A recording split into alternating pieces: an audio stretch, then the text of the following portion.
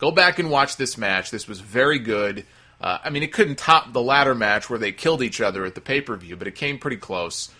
They stole the show. Once again, Ziggler sold for practically the entire match, because that's what he does. Harper went for, this is the best spot of the match, Harper went for his spinning lariat at one point, but Dolph Ziggler caught him with a wicked super kick right to the jaw. Instead of going down, Harper just spun around anyway like it had no effect on him and destroyed Dolph with a clothesline. Just an awesome near fall. That's like a Ring of Honor spot right there where they just beat each other, don't sell the moves, hit a big move, constant kickouts, but it worked here. Ziggler ended up hitting 2 super kicks, channeling his inner young buck, and then nailed the zigzag for the pin. After the match, they did something they very rarely do. They gave Dolph some promo time. They actually came up with a good use for Jerry Lawler for once on this show. They had him go into the ring. He was wearing the ugliest Christmas sweater that you'll ever see, which is probably still a step above some of the t-shirts that he wears week to week. He got in the ring to interview the man who gave him a heart attack that he loves to talk about so much. He didn't bring that up, but he did get in the ring to interview Dolph. Dolph thanked the fans, said 2015 will be his year. And then the announcers on commentary, they really pushed this narrative of, will Dolph Ziggler become the man in 2015? They were pushing it hard enough that it really made you think they have a long-term plan for the guy. And that's when I burst into laughter and had to remind myself that this is, after all, WWE we're talking about here.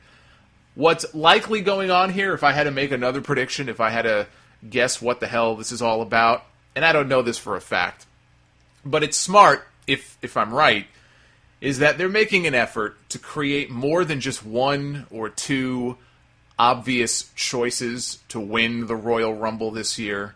If they build up Dolph Ziggler strong over the next 6 weeks and they keep pushing this narrative of 2015 might be his year, he's got the fan support, he's going out there every night, he's stealing the show, this is going to be a big year for Dolph Ziggler. The more they keep doing that, when it comes time for the Rumble, if it comes down to, let's say, Roman Reigns, Dean Ambrose, Dolph Ziggler, and maybe someone like a Bray Wyatt, you may think Roman Reigns is winning, because that's been the plan all along, so obviously Roman's going to win, but you know what? There may be some doubt there. Well, maybe they're going to go with Ambrose, because he's been losing so much, or maybe they're actually going to go with Dolph Ziggler, because he's been on a hot streak, and the fans are into this guy, and they've been talking for the last 6 weeks about what a big year it's going to be for him. If that's what they're doing here, if there really is no long-term big push goal for the guy, then shame on them, because there really should be. But if that's what they're doing, I think it's smart. It is a smart move on their part. You want to have more than just 1 or 2 obvious choices to win the Rumble. If you got a solid 3, 4, 5 different guys that the fans think, it could be any one of these guys, that's smart business. That's the way you really build up a Royal Rumble match. Part of me would like to think they finally pulled their head out of their ass and they see what they have with this guy. I'm still predicting that at some point next year he will be WWE champion, however brief his run may be.